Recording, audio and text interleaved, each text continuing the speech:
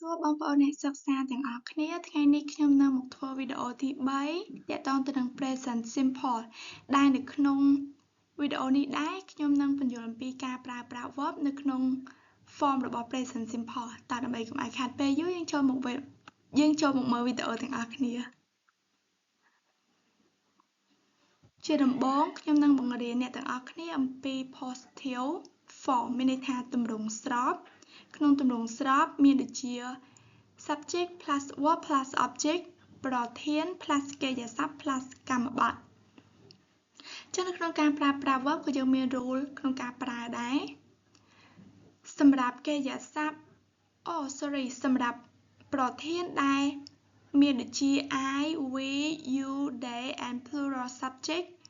គឺយើងប្រើ base verb ឬក៏កិរិយាសព្ទទម្រង់ដើមឧទាហរណ៍ដូចជា I eat rice it គឺជាកិរិយាសព្ទប៉ុន្តែដោយសារតែយើងប្រើនៅក្នុងលក្ខខណ្ឌខាងលើនេះគឺយើងមិនត្រូវថែមអ្វីទាំងអស់អញ្ចឹង it គឺនៅតែរក្សាទម្រង់ដើមដដែលទី2 we walk to school ដូចគ្នា walk គឺជាកិរិយាសព្ទ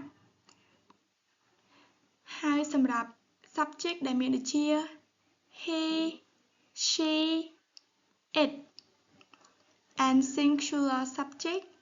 យើងត្រូវប្រើជាមួយនឹងកិរិយាសព្ទដែលបន្ថែមដូចជា s, es and ies ប៉ុន្តែឥឡូវនេះខ្ញុំនឹងពន្យល់អ្នកទាំងអស់គ្នាអំពីរបៀបថែម s អញ្ចឹងសម្រាប់កិរិយាសព្ទធម្មតា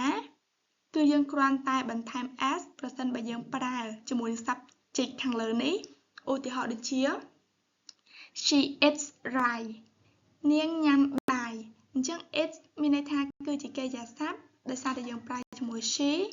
គឺយើងត្រូវបន្ថែម s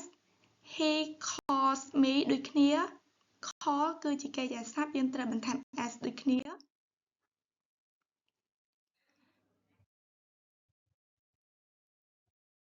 ហើយចំពោះការបន្ថែម es ចំពោះកិរិយាសព្ទដែលបញ្ចប់ដោយ s, ch, sh, o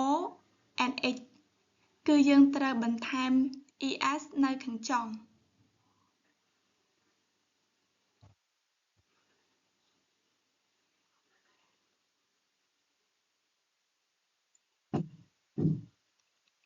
អញ្ចឹងឧទាហរណ៍ដូចជា she kisses me ដោយសារតែពាក្យ kiss គឺបញ្ចប់ដោយ s យើងត្រូវ add es នៅខាងចុងទី2 he watches movie ដោយសារ watch គឺជា verb វាបញ្ចប់ដោយ ch ក៏យើងត្រូវបន្ថែម es ដែរ and number 3 my sister washes her face was វាបញ្ចប់ទៅដោយ sh អញ្ចឹងបន្ថែម es he goes to school ដូចគ្នា she fixed her bike អូខេអញ្ចឹងរបៀបបន្ថែម ies នៅពេលដែលកិរិយាសព្ទនៅពេលដែល verb បញ្ចប់ទៅដោយ y ប៉ុន្តែ y ហ្នឹងត្រូវតែនៅជាប់ consonant ឧទាហរណ៍ពាក្យ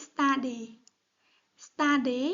មានន័យថាវាគឺជាកិរិយាសព្ទប៉ុន្តែដោយសារតែនៅជាប់ y វាគឺជាអក្សរ d គឺជាព្យញ្ជនៈ so we must change y to ies អូខេ and ឧទាហរណ៍ she studies English so the verb studies យើងត្រូវ change ដោយសារតែយើងប្រើជាមួយនឹង subject she and number 2 he cries ដូចគ្នាដោយសារតែនៅចិត្តអក្សរ ដោយសារតែអក្សរ គឺជាព្យញ្ជនៈ so យើងត្រូវ change y to ies and number 3 my brother tries to speak English yes អាហ្នឹងក៏ដូចគ្នាដែរហើយនៅក្នុងវីដេអូនេះដែរខ្ញុំសូមបញ្ចប់តែត្រឹមនេះអរគុណសម្រាប់ការតាមដានជួបគ្នានៅវីដេអូក្រោយបាយបាយ